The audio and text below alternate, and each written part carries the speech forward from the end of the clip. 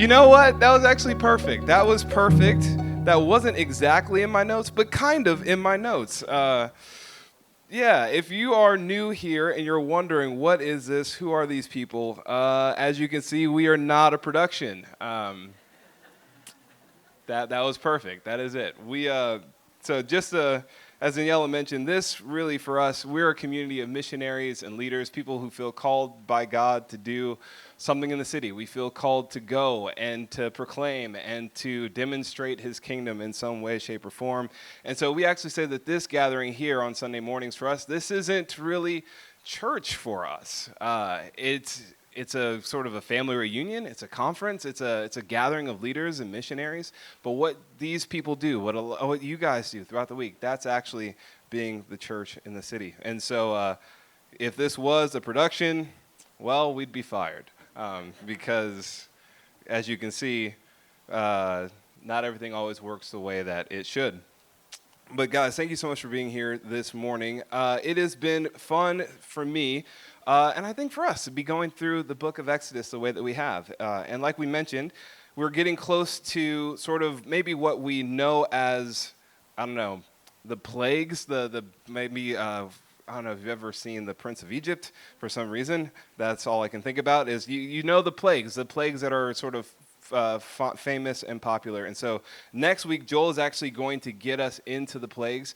And we decided, you know what, instead of like spending 3 months in the plagues, because who really wants to spend 3 months in the plagues? I mean, I kind of do, but for your sake, what Joel is going to do, he is a true servant of God, and he is going to take all of it, all the plagues, in one big chunk. And so he is going to get us into the plagues and out of the plagues. And so you will not want to miss it. I think it's going to be really, really cool. And then there were frogs. But, you know, this text this morning, I think it could have easily been lumped in with all the plagues that follow.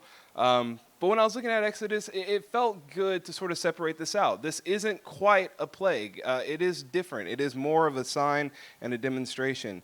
And as I was looking at it, thinking about it, it just felt like, man, if we're trying to look at Exodus as like people who are called by God, sent by God to do something, there's something in this text for us about missionary life that felt really important and relevant. And so I want us to look at this text this morning on its own outside of the plagues. And so the way that we have done this, for those who are maybe just joining us, is we read it. So I give you guys time to look at the passage yourselves individually. We'll give you guys time to interact around tables. And then together, because this is a room of missionaries and leaders, we'll interact with each other. We'll have a large group dialogue. And sometimes what actually comes out in your discussions with one another, in talking across the room, that's actually sometimes more relevant to you and where you are than maybe the thing that I have to say. Hopefully what I say is also relevant, but in the event that it isn't, hopefully something someone else says means something. But what I'll do this morning, because I was informed that we actually might have run out of passages, is if somebody could actually hand me a passage. I don't have a passage. I'll read it for us, and then I'll give you guys time to interact around tables. So this is Exodus 6:28 through 7, verse 13. Now when the Lord spoke to Moses in Egypt, he said to him, I am the Lord. Tell Pharaoh, king of Egypt, everything I tell you. But Moses said to the Lord, since I speak with faltering lips, why would Pharaoh listen to me? Then the Lord said to Moses, see, I have made you like God to Pharaoh, and your brother Aaron will be your prophet. You are to say everything I command you, and your brother Aaron is to tell Pharaoh to let the Israelites go out of his country. But I will harden Pharaoh's heart, and though I multiply my signs and wonders in Egypt, he will not listen to you. Then I will lay my hand on Egypt, and with mighty acts of judgment I will bring out my divisions, my people, the Israelites. And the Egyptians will know that I am the Lord when I stretch out my hand against Egypt and bring the Israelites out of it. Moses and Aaron did just as the Lord commanded them. Moses was 80 years old, and Aaron 83 when they spoke to Pharaoh. That's old. Sorry. The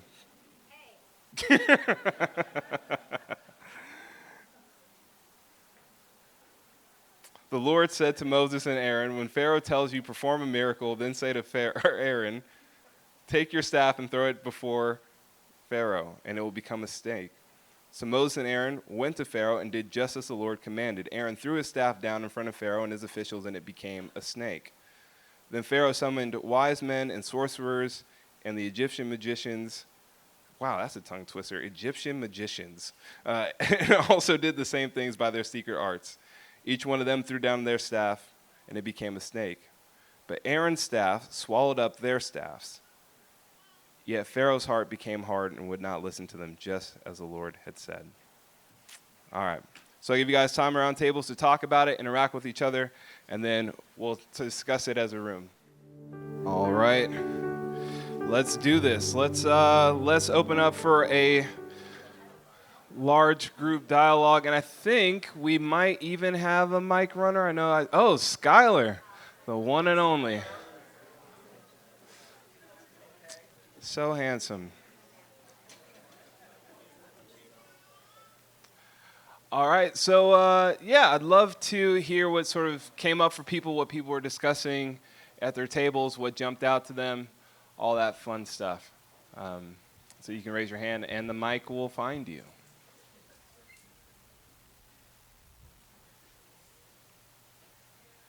All right. I was about to say, you guys had lively discussions. Why so quiet all of a sudden? Well, as one aspiring to be 80. Aren't we all? Well, yeah. Hopefully we're aspiring to be Some 80. of us are closer than others. No, the word everything in verse 29 and then verse 2, because sometimes I feel like I hear from the Lord, but I'm reluctant to share all of it. Right? Because some of it's too weird, and some of it I don't believe is going to actually happen, so I'm not going to share all of it. Yeah. Right? But he said everything, and Moses didn't say, well, he did say, really, Lord? But eventually he did it. Yeah, totally. I love that. It's true. Made me think about, I was thinking about Ezekiel and sort of his call to be a watchman for Israel. And like part of what God says to Ezekiel is this idea that if I pronounce judgment, if I give you a word of warning for another person and you don't deliver that word to that person, like I'm going to bring judgment on that person, but you're also partially at fault because you had a job to do. Like there's something you were supposed to proclaim. And so that role of like everything, like I'm giving you the words to speak. Don't not say it. Like it's actually a really important part of the missionary life is the proclamation of the message that God has given you in its totality. And so, yeah, I love that. That's great insight. Other things people saw.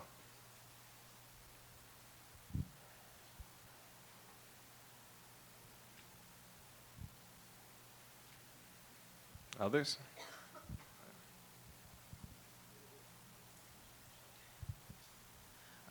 Okay, so I thought it seemed really important in verse 12 when it talks about how the magicians threw down their staffs to kind of like, I guess, discredit a little bit what Aaron did with his. Yeah. And they each threw down their staff, and each of their staffs became a snake, but Aaron's staff/snake ate theirs. Yeah. Which seems pretty important.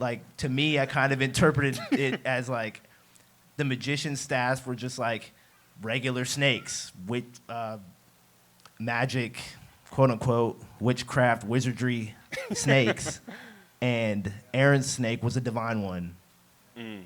Yeah, that's good. There is definitely something that's happening there, and I love that you sort of pointed that out. It is interesting to me that this thing that God gives Moses and Aaron to do, it can somehow be replicated or seemingly duplicated or something. Like that does feel really interesting, and we'll get into that a little bit. But yeah, ultimately the power of God to prevail over whatever it is that they think, whatever power they think they have. It's like, actually, no, your days are numbered. Like it is challenged. Jeremy, you got your hand up.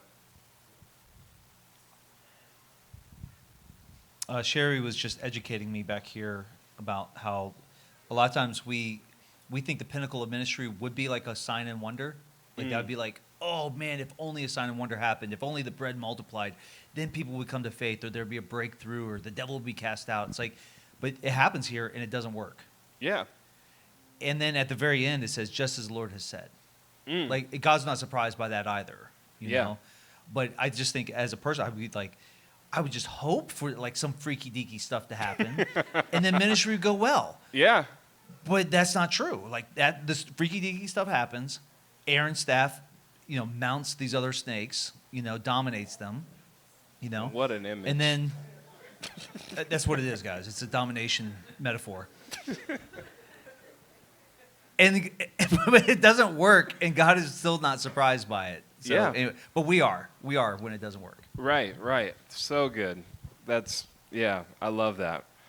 Yeah, there is a remarkable amount of, I don't know, just God being in control, his sovereignty. He calls it. Even just to say, oh yeah, by the way, Pharaoh's probably going to ask for a sign. And when he asks for the sign, this is what you're supposed to do.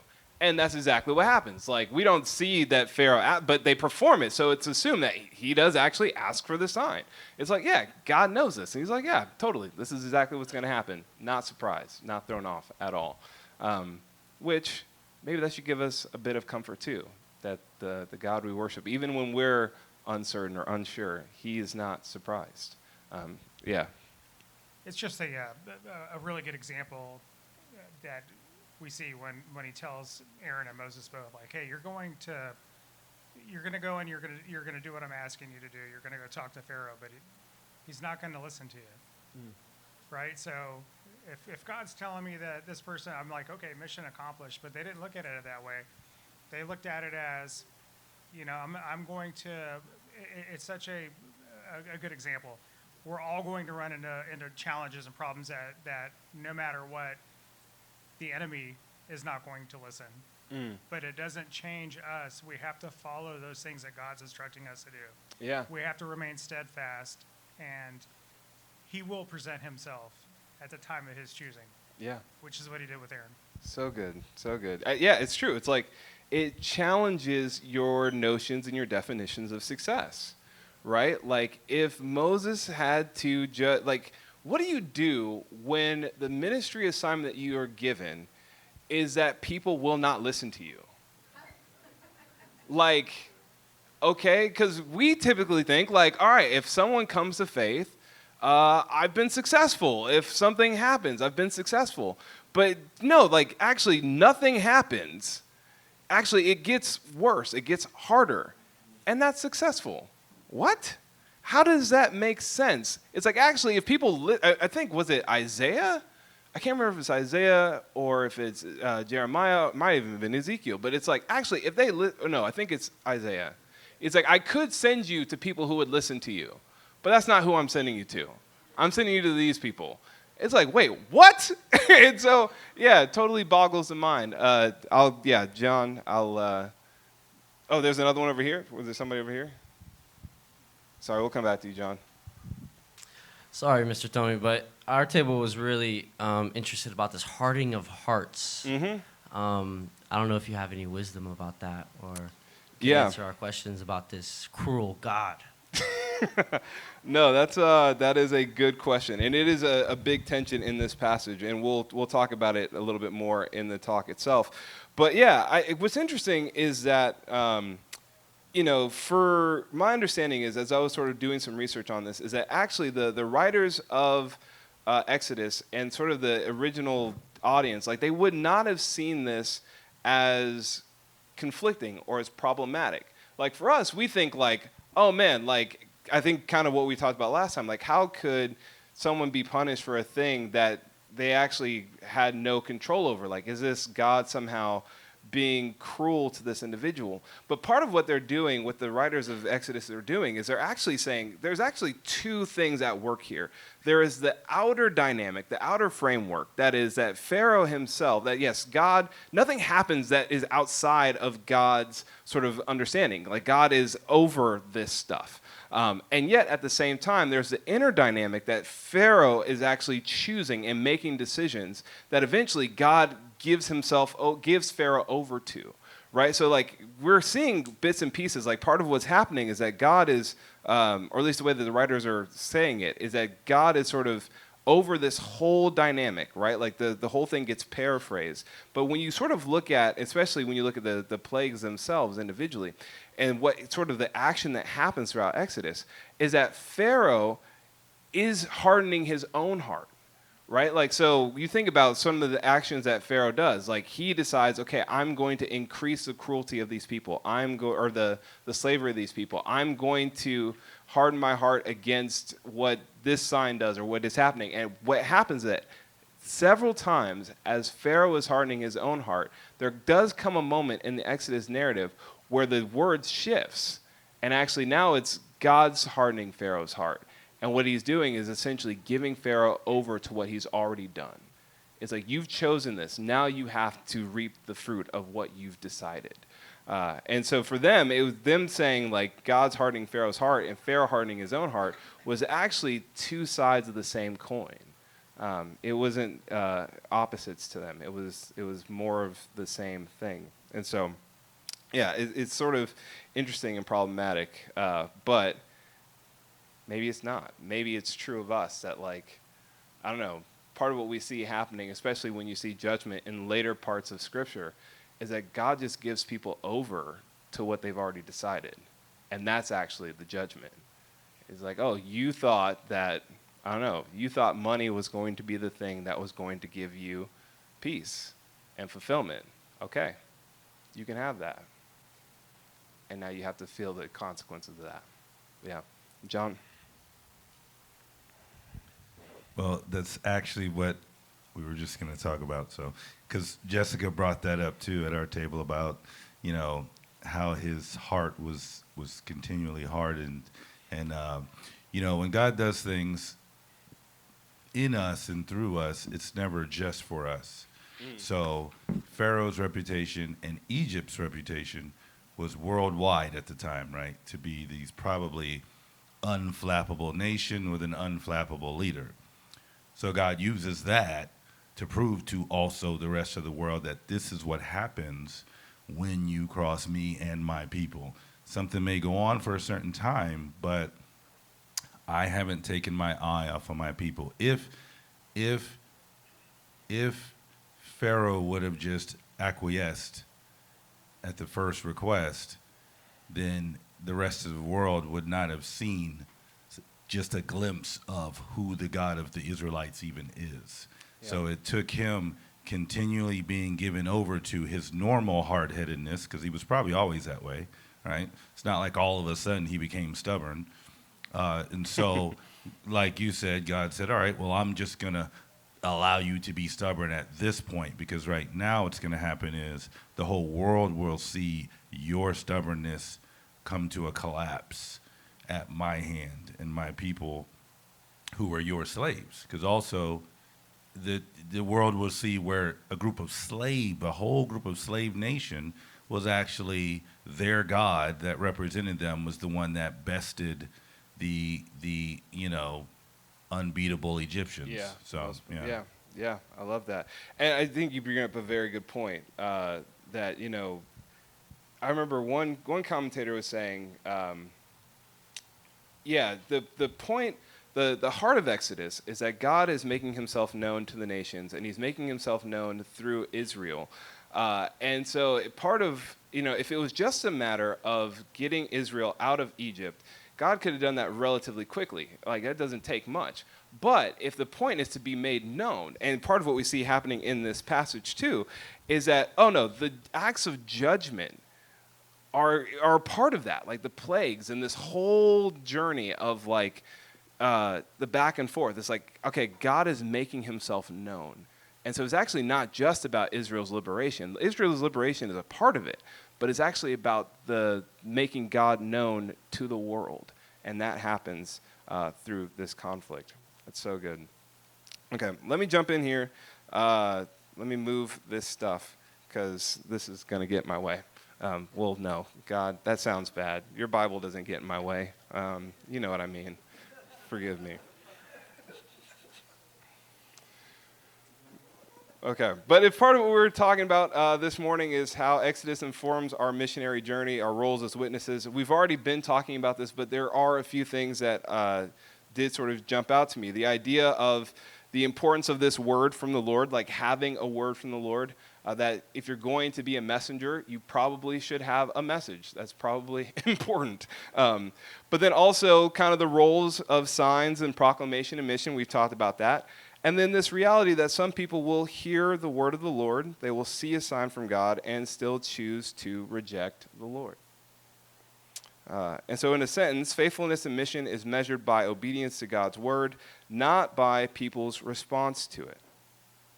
Exodus 6 and 7 shows us that God sends people with a word, sometimes with power, and always without control over the outcome. And so I want to take that piece by piece. I want to look at the importance of a word from the Lord. It strikes me that the very heart of this whole enterprise is a word that God wishes to communicate to his people. Like when sort of God encounters Moses at the burning bush and vice versa, when God encounters Moses at the burning bush, there's a thing that he wants to do. There's a thing that he intends to do. But an important aspect of that, a subsection of that thing, is a message that is meant to be proclaimed. So in chapter 3, he's given a message to proclaim to the Israelites that the God of their father has seen them, he has heard them, he recognizes their cries, and he remembers them, and he is coming for them. That is the message that Moses is supposed to proclaim to the Israelites. And then shortly after that, he's given a message to then also proclaim to Pharaoh. It would seem that from Moses to the prophets to Jesus to the early church, God's mission always moves forward through people sent with some sort of word. This is important. If you're going to be a missionary, equally important as the question of to whom you are called to is the question of the message that you are meant to proclaim. What is it that God is telling you to say? You have to go with a word for the context. Otherwise, what is it that you're actually delivering? This seems important. A messenger is only a messenger because they have a message, something to deliver. And if you don't have a word, then you just might not be ready to go just yet. That's a possibility. And I'll be honest, I don't know how often listening for a word from the Lord is part of my ministry strategy. I will spend plenty of time trying to craft a vision. I will invite people to discern with me what God might be wanting to do in a given place. I'll think about finding people of peace and making strategic invitations. I'll think about establishing a meaningful presence amongst a group of people. I will devote serious time and mental energy to thinking about how to be cool enough to where people want to be like me and be near me, but also holy enough to where they're like, oh, but he's kind of different. He's cool, but he's different. And so I'll spend time thinking about such things. I'll sit down and I'll draw social maps, giving thought to how communities and relationships all interact with each other. And if I could meet this person and get in with that person, then maybe that could reach this person. I'll spend time thinking about how to get inside of social networks. But Moses goes with a word from the Lord and a sign to accompany his proclamation. And I don't think about that at all. It doesn't seem to matter that Moses is an 80-year-old man with faltering lips. It doesn't seem to matter that he's never been eloquent in speech. What matters more is that he says everything the Lord wants him to say. That's the important thing. And what I love about this passage is that God doesn't even disagree with Moses. Like, it's not like Moses is like, oh, I have faltering lips. And God's like, no, you're not that bad. Like, you're okay. He's like, no, yeah, Pharaoh's not going to listen to you. But that doesn't matter. Say what I told you to say. Thanks for the vote of confidence, God, you know. And I get it. I mean, right before this passage, Moses is given a word of reassurance to speak to the Israelites. But because of the interaction that he previously had with Pharaoh and their slavery being made worse, he goes to them with a word, and they don't listen. They're like, we don't want to hear you, Moses. And so if he can't even get his own people to listen to him, how on earth is he supposed to convince his adversary to listen to him? But it doesn't matter. It's the whole point. His job is to proclaim the message. And the question for us this morning is, do you have a sense of the message that God wants you to proclaim to your context? Do you have that? Are you asking for it? And I'm not just talking about vision or mission or mottos and mantras. That's important too. But like the word for the Lord to those people. What is he telling them to do? What is he promising them that he is going to do? I think this happens for us on two levels. I think there's a word that is transcendently true, right? But then there also might be a way that God is speaking to a person in a moment. And what is God saying to them that day, at that time? And if you have no idea what that is, I actually want to help you figure that out. I actually think there's a way that we can figure that out this morning. And I think part of it is by looking at Jesus himself. Jesus himself is sent to proclaim a message, right? And this is what we see in Mark 1, that after a long day of doing miracles and signs and all this stuff, if I remember correctly, the way that Mark 1 records it is that Jesus goes off and he prays. And people kind of go looking for Jesus. They're like, where did you go? Like, we have all these people who are waiting for you to do something, to like kind of have a repeat of this day that we just had. And Jesus says, actually, I'm going to go to the next village and the next town because this is why I was sent, to proclaim the message of the kingdom. Right? Like if you ask the question of like, well, what's the message of John the Baptist and what's the message of Jesus and what's the message that he gives to his disciples? It's to repent, for the kingdom of heaven is at hand. That's the message. It's an invitation to drop whatever priorities you think are important and to trade that for God's agenda. And if you're wondering what the message is for your context, I'm almost willing to bet, I don't know for sure, don't quote me on this, but almost willing to bet that it could be traced back to that message. Whether it's to proclaim that someone is infinitely loved by God, whether it's to proclaim that their worth is not in their grades, their careers, their money, their relationships, or whatever, or that every system of domination will be judged, all of that finds its basis in this message: repent, for the kingdom of heaven is near. Even here, in this moment, I mean, Pharaoh, they're not using the language of the kingdom per se, but what is happening if not that the God who rules over everything has come in your presence and is saying, get on page with my agenda. It's a summons of the highest order, a call to reimagine and to reorder your life. It means that those who exalt themselves will be humbled, and those who humble themselves will be exalted. That this upside-down world will be turned right side up, and you'd better hope that you're on the right side of things when the dust settles. The work then for us to discern, what does that message of the kingdom coming near in your context look like? What is God saying to that people? And you may not know what that word is exactly, but the encouragement is that you would pray for it. Because when you do and you deliver that word, whether for good or for ill, it is water to a world dying of thirst. And I was thinking about, a couple of years ago, I was a part of this activating prayer cohort with this group called Novo. It's like a disciple-making movement. They do like microchurch stuff around the world. It's really cool.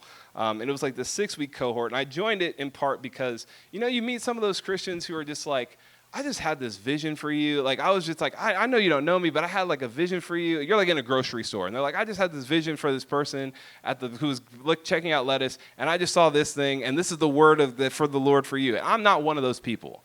I wish I was, which is maybe partially why I signed up for this thing, because I'm so painfully ordinary in my walk with God. But part of what we had to do that first week was we had to create this social map. And this is actually a really interesting exercise. You can do this with your microchurch, but you can create this. We had to draw our social network and map out people. And we were specifically supposed to mark out the non-Christians on this map. And what our first assignment was to listen for a word from the Lord for that person on that social map. And you were supposed to deliver that word and just say like, hey, like, and whatever. They're kind of course, you're tying it to how Scripture and how timeless truth versus the truth in that moment. And I'll be honest, I am a huge chicken. I can talk a huge game, but I think of the 5 people I was supposed to pray for, I maybe prayed for 3, and I maybe heard a word for 2, and I tried to deliver that word, and the first one was so awkward, it was bad. It did not go well. yeah, I don't know. It was strange. We don't have to get into that. But then the second time, what happened was I just remember I was sort of praying for people in my gym. You guys know that I sort of try my hand at being a mediocre missionary at my gym. And I was praying for somebody, praying for people in my gym. And as I was praying for people in my gym, I sort of just was like, yeah, and I pray for this couple, these two people who I know are dating. And it was like this strange thing that had happened in prayer where it was like, wait, I don't know. I didn't necessarily have a word necessarily, but like I just felt something shift in prayer. Like my heart was suddenly warmed for these people. And it wasn't because I like knew them very well, and it wasn't because, all of a sudden, like, how sometimes you like travail in prayer and you feel like you're getting nowhere, and then you like hit something, you're like, okay, now I found it, now I'm in it. It wasn't like that either. It was something, God was doing something in me towards that group of people. And so I go to the gym one day, and I'm like, I see the coach. It's a coach at our gym, or was. And, she just finished coaching class, and I'm like, hey, this is going to sound so weird. We have, like, never really interacted, but I was praying for you and your boyfriend, and I just felt like there is this warmth in my heart, and I don't really know what that means, but I'm guessing, if I had to take a guess, that, like, God really loves you. Like, he loves everybody, but, like, he really loves you. And, like, delights at you and like smiles at you, and not like you guys as a couple, because I didn't want it to be like God wants you guys to get married, because I don't know you guys like that. I was like, but like I think individually he like really loves you guys, and you mean something to him. And so I don't know, take it for what it is. And like she just starts crying in the gym, like opening up to me about her life and her family dynamic. And like, we've never had a spiritual conversation before, but like, she's like sharing with me about her journey with God and all these things. And she's like, I didn't plan on getting into all this at the gym. And I was like, I didn't plan on getting into all this at the gym either. Like, I don't know. And like, I don't say that because I think that I'm like remarkable. Actually, it's the opposite. It's almost to my shame, because that's never part of my strategy. Never. I'm never asking God, what do you have to say to this person? And why isn't it?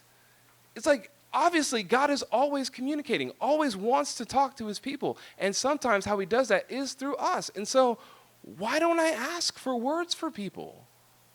It's a shame of mine, actually. And maybe it's because I think I'm not very prophetic. It's not a gifting of mine. If we're looking at APAS, like, prophet is so low, it is bad. But to hear what God is saying and to speak it in love, actually, that's prophecy. The temptation is to believe that, strategy and cunning, and that's what it's about, to think that we have to somehow be these kinds of people. And yet Moses is 80 and not an eloquent speaker.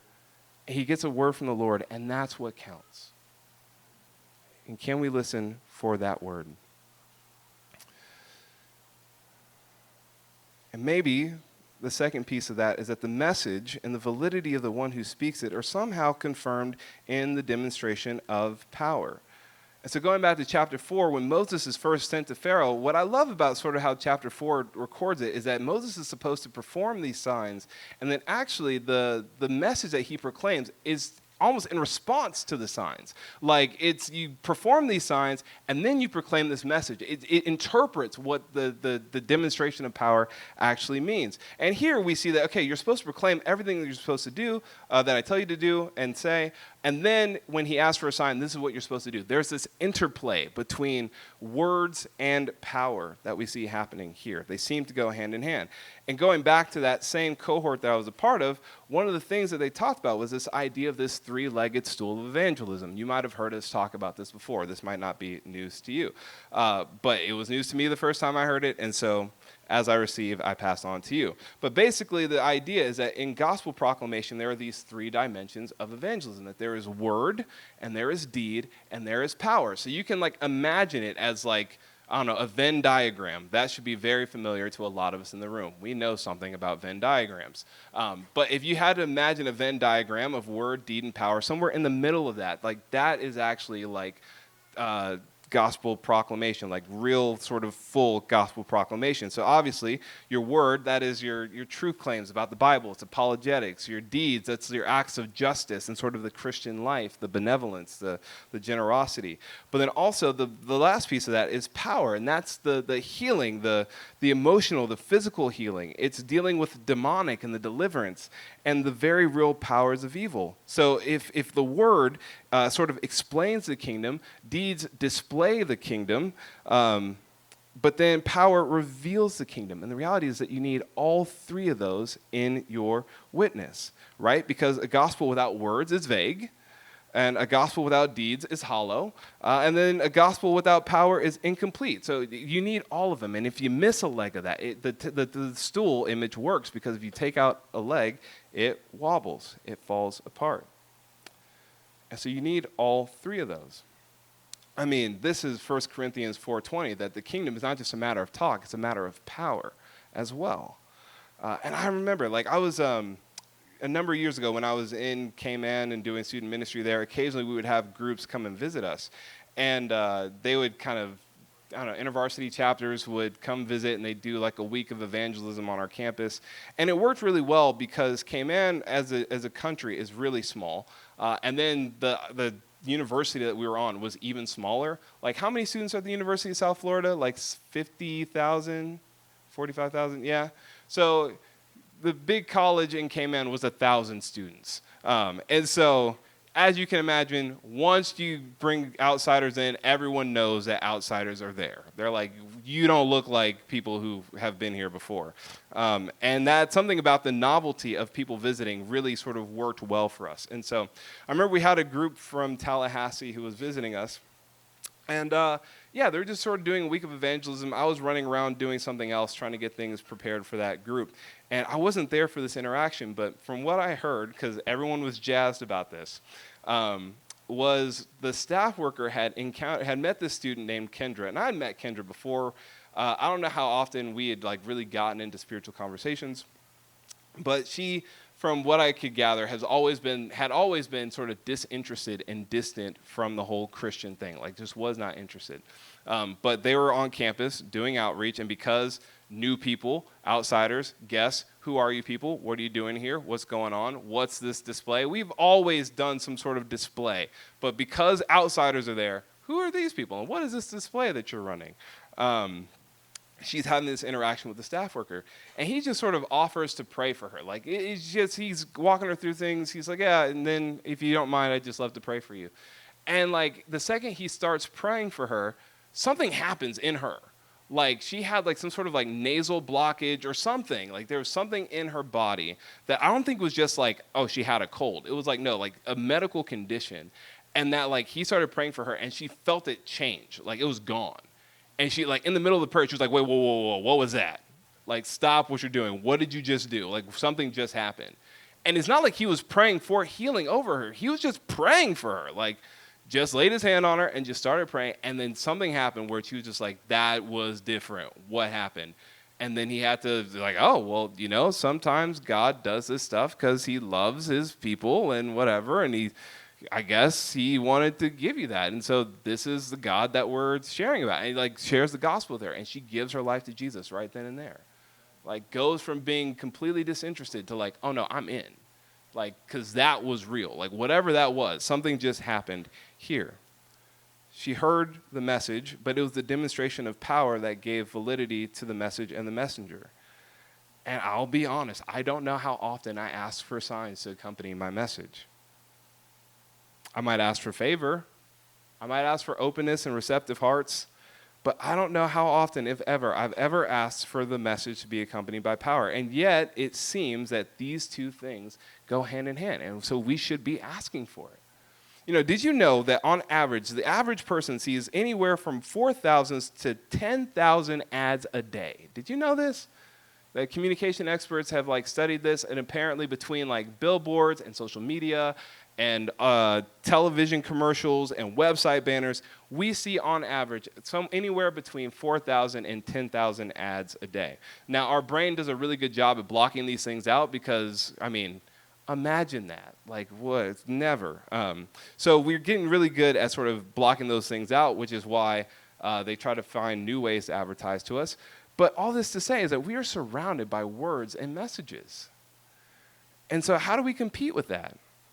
And I wonder if something with power has to be in the equation. We should be asking that God's power would be made manifest through us.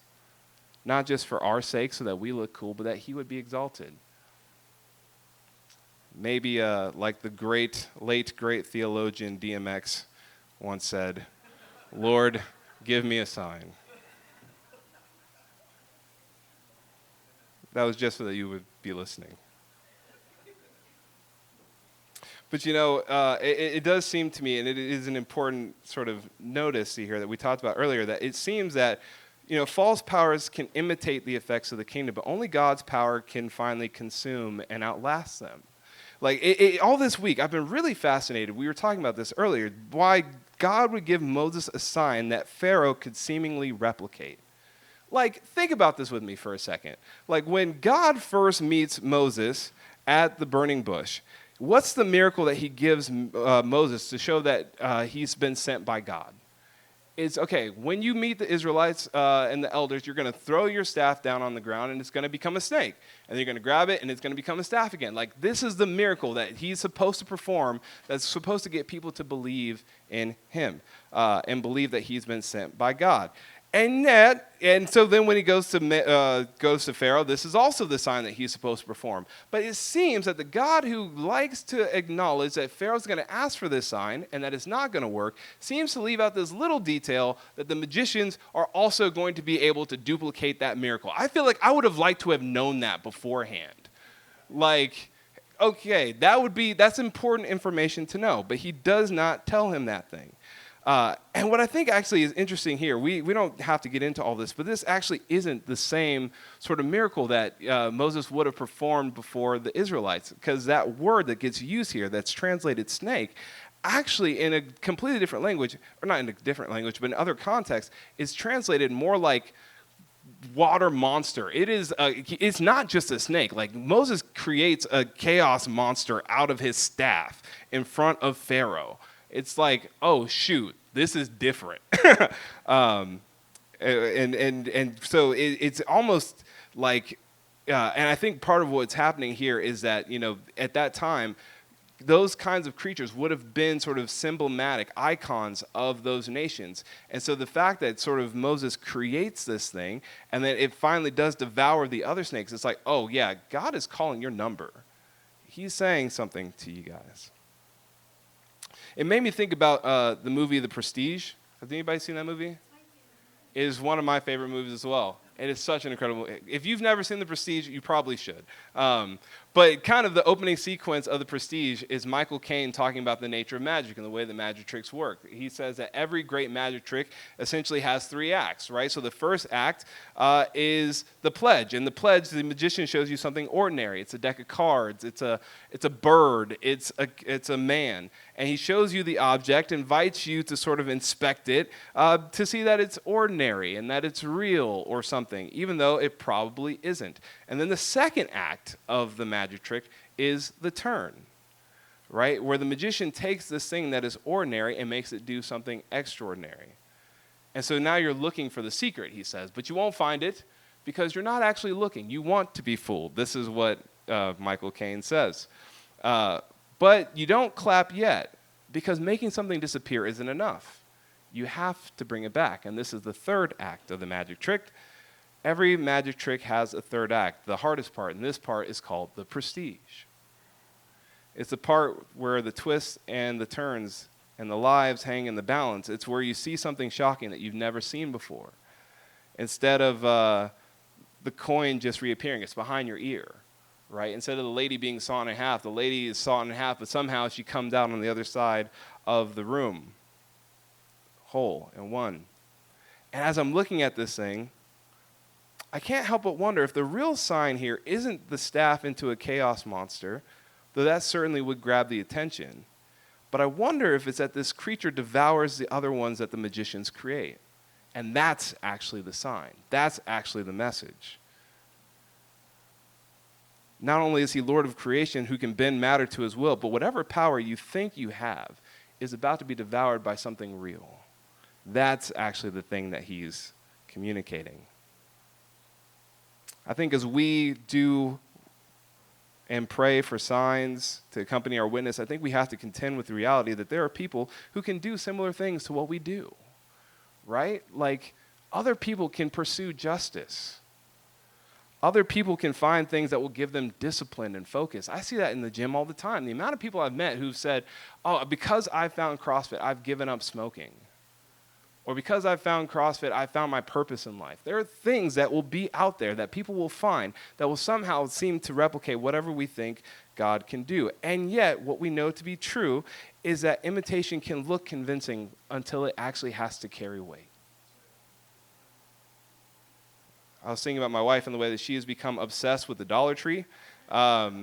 She's not here. She doesn't know I'm telling her this story.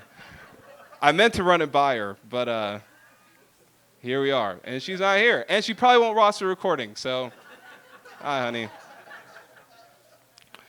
But so my wife's become obsessed with the Dollar Tree. And part of that is because she's a homeschooling mom, and we have 3 kids who are agents of chaos themselves. And so nothing ever lasts long, period. So like crayons, broken instantly. Kids are like, oh, we have crayons? This is 12 crayons. We could easily make 24 crayons. You know how? Break them in half. And I'm like, why would you even do that? What would possess you to do that? Demons. But anyway, they break things. And so instead of just like buying nice things, my wife's just like Dollar Tree. We're just buying everything from Dollar Tree. And because she goes to Dollar Tree so often, it's like anything we need in the house becomes, oh, Dollar Tree. We need printing paper? Dollar Tree. Oh, we need paper plates? Dollar Tree. Oh, we need, there was something, whether it was cutlery, it was something. It was like, oh, Dollar Tree. And it's fine, but then it comes time to move houses. And like, I remember I like picked up this box and I was like, ooh, this box, I taped it, but this tape doesn't feel very sticky. And like, I pick up the box and I'm like, oh, this is not gonna make it. Like, so you guys have to understand, I've talked about this move before. I'm literally moving 2 doors down. So the hard part about moving 2 doors down is that you have to decide, am I gonna load a van and drive everything over, or am I just gonna walk this drawer 2 doors down? Like, and so I'm thinking, okay, I'm just gonna walk this box 2 doors down. But I'm picking up the box, and I'm like, this box doesn't feel very stable at all. I'm like, whatever. So I just tape it more. I'm just like, just add more tape and it should be fine. And as I'm walking down the street, 2 doors down, I'm halfway in and I'm thinking, literally, as I'm thinking, oh, this isn't gonna make it, the bottom drops out, like immediately. And all this stuff just spills across the sidewalk. And I'm like, what just happened? And so I'm like, I guess I didn't tape it enough. So I keep trying to tape it. And I'm like, this stupid tape is not actually sticking. And then I wonder, wait. Is this dollar store tape? And so I go and I look, and lo and behold, right in the corner is a $1.25 price tag. And I'm like, this woman bought us packing tape from the Dollar Tree. Just because you can buy it from the Dollar Tree, this is a word for somebody in here. Just because you can buy it from the Dollar Tree does not mean you should buy it from the Dollar Tree, all right? Just like Aldi, you walk down that aisle of shame. Do not buy the space heater, because that thing will catch fire in your house. I'm just saying, don't do it. Don't buy tools from Target. I've done it, and I'm saying, real friends don't let friends buy tools from Target. Go to Home Depot. All that was not part of the notes, but life advice. This is me helping you. There are things that call themselves tape. There are things that look like tape. But the second you put it to any real test, it buckles under the weight. It is not tape. And when we try to find alternative sources of validation and power, a lot of that is like Dollar Tree tape. It looks like it. It almost functions like it, but you put enough weight on it and it will buckle. It will not hold it. And one day, too, whatever places that we're putting our hope that is outside of God, it will be devoured by Yahweh. And as nice as it is when people positively respond to the movement of the Lord in front of them, what we see here is that it is 100% possible to hear a word from the Lord, to see his hand at work, and to refuse to respond. Not just to reject it, but to be so against God that any act and demonstration of his power only pushes you further and further away. You know, the last time we were together, I was thinking about the Lion, the Witch, and the Wardrobe. This time, I was thinking about The Last Battle, the final book in the Chronicles of Narnia series, which, if you haven't read it, you should. For all my fantasy nerds out there. I realize this makes it sound like I'm a fantasy nerd, but I'm actually not. I wish I was. I don't know. I just like C.S. Lewis. So, but this passage reminds me of one of the scenes in The Last Battle. And so I don't want to get too bogged down in the details of this, but basically in that particular book, Narnia is in decline. Like there's a good king, but Aslan has been gone for a while. And so people start to wonder, where is he? Is he gone forever? And there's this character, Shift, who's an ape. And he decides, okay, well, I know how to sort of get power. I know how to sort of win people over to my side, is I'm going to create Aslan. And so he finds a donkey and he puts like a lion skin on a donkey and he walks around saying, this is Aslan. And people are like, that's not Aslan. But then they start to do signs and performances and people start to say, oh, maybe this is actually Aslan.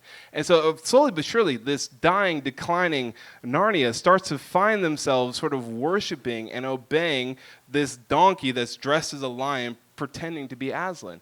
And there's like a handful of people who are like, no, that's not Aslan. Like, I can tell you, Aslan might be gone for a while, but that's not him. And they're seen as insubordinate, and it's troublesome. And at some point, you know, Aslan does come, and he's trying to get people to come into the new Narnia that he's created. But these people, these dwarves in particular, are so embedded, so entrenched in their deception that even as they're trying to get them out, they refuse to go with them.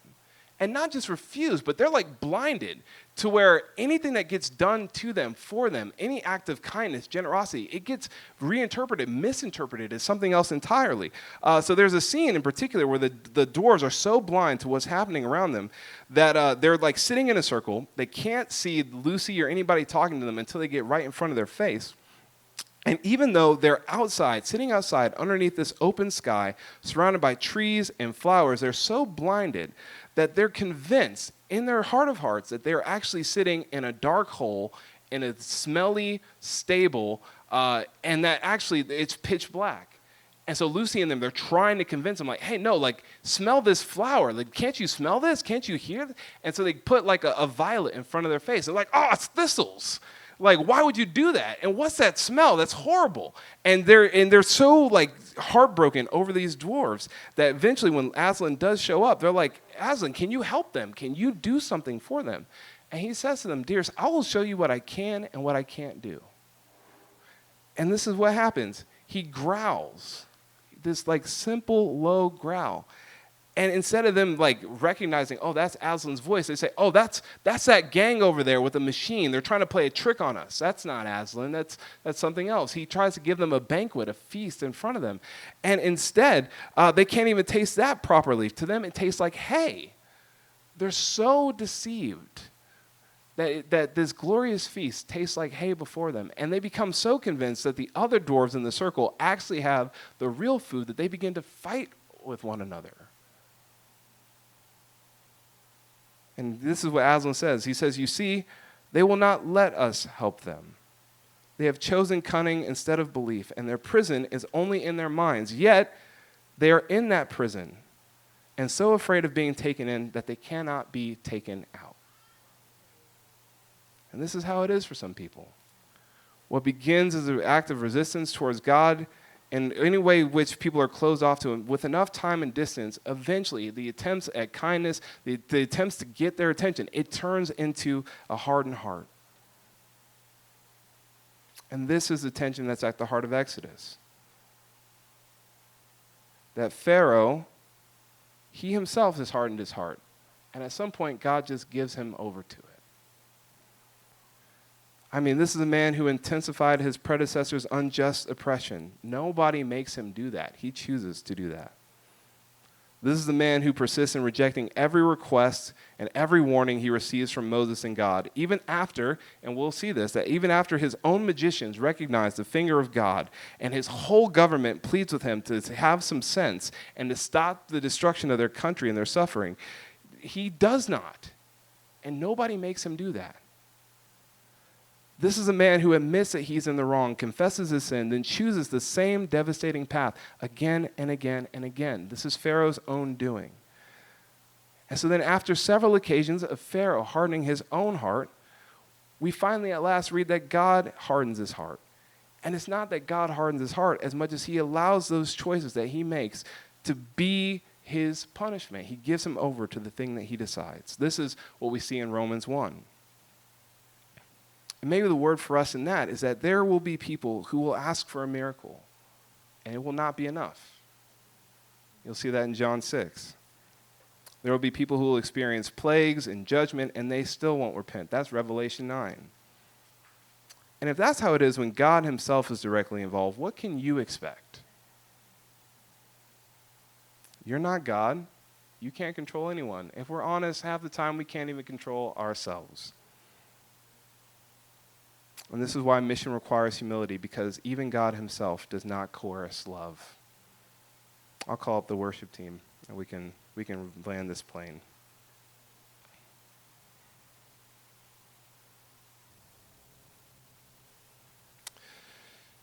I know a lot of you know this story, but I couldn't help but come back to the story of Jim and Elizabeth Elliot. And so if you guys are unfamiliar, Jim Elliot, he was a young American missionary in the 1950s who felt called by God to bring the gospel to an isolated tribe in Ecuador. And this tribe was like known for violence towards outsiders. Like, it was like a known fact. If you're going to mess with them, they don't like outsiders. And yet he felt called to them. I don't get it, but hey, it's a thing. And so he and 4 other missionaries, they spent months because if you're going to go to a group of people that hate outsiders and are known for violence towards them, well, somehow you have to sort of get inside that group of people. You have to befriend them. And so he and 4 other missionaries, they spend months preparing carefully, learning the language, making friendly contact, dropping gifts. The way that it happened was that one of the missionaries, his name was Nate, he was actually a pilot and an engineer. And he learned that because, they're living in this dense jungle, and it's almost impossible to make direct contact with them between the topography and the hostility, that you actually have to figure out how to make repeated non-threatening contact from the air. And so him being a pilot, this is what he did. He discovered that if you could fly in tight circles at just the right speed and at just the right angle, the plane could almost appear stationary over one spot. And so let's do that. And while we're circling, we're going to lower a bucket with a very long rope from the plane. And inside that bucket would be gifts that we're going to give to this people. We're trying to make contact with them and say, look, we're friendly. We want to know you. And so inside the bucket would be gifts like tools and food and other small items. And over time, what was interesting is that over time, that group of villagers, they would start to send gifts back to them. So they would send things in the bucket, and then they'd pull it back up, and there'd be stuff from them. And because this happened over the course of months, and they really were sort of careful, observant missionaries, they started to recognize repeated words and sounds that this group of people made. They started to associate those sounds with actions and people and objects. So by the time they finally made direct contact with them, they actually had already had a basic vocabulary and a sense of relational context with these people. And so they land. And at first, everything seems peaceful. But within a few days, all 5 of those missionaries get speared to death. Almost immediately. By members of that tribe. And maybe what's devastating is that Jim leaves behind a wife and a daughter. And if you know the story, that really should have been the end of it. That should have been the end of that story. And yet it wasn't. Because basically, instead of leaving Ecuador, his wife Elizabeth returns to that same people and chooses to live amongst the very people who killed her husband. It turns out that men were often seen as threats and women not so much. She went back to the tribe with a woman who had escaped that tribe and was able to act as her protection when she went in and able to interpret what was happening to them.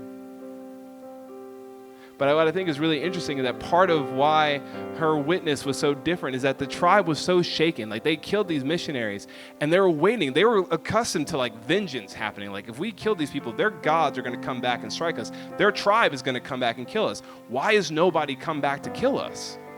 What does that mean? And so they were just disturbed, like, what has actually happened here? And then here's Elizabeth Elliot, who's not coming with vengeance, but with the gospel of love.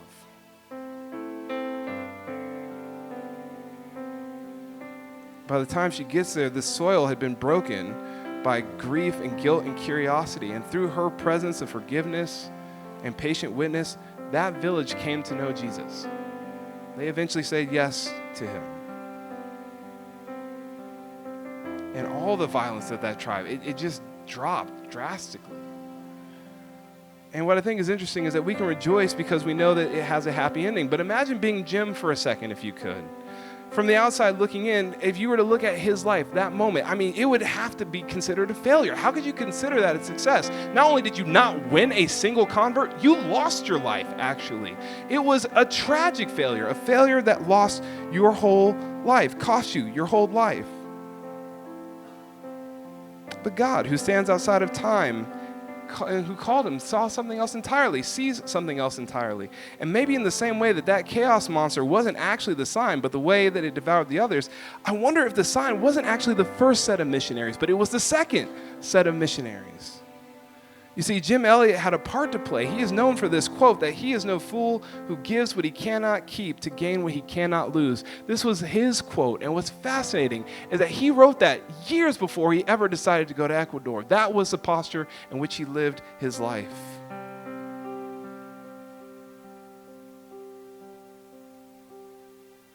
If anything, I want you to hear this morning that, listen to me, love, you don't have to define success.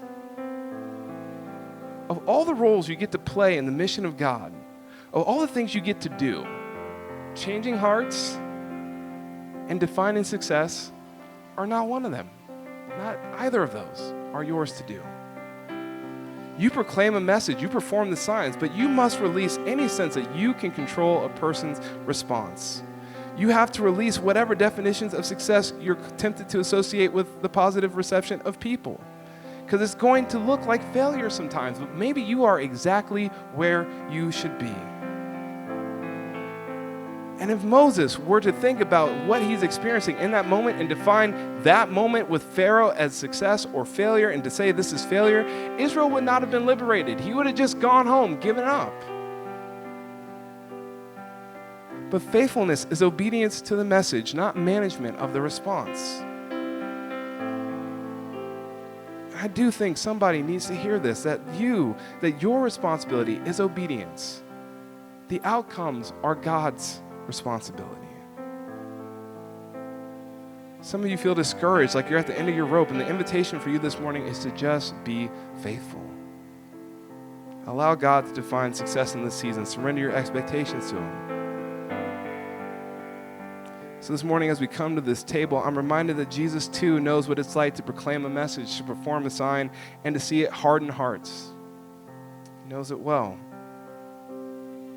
Not even just from the outside, but from even within His own circle. And yet He overcomes, and so it is with us.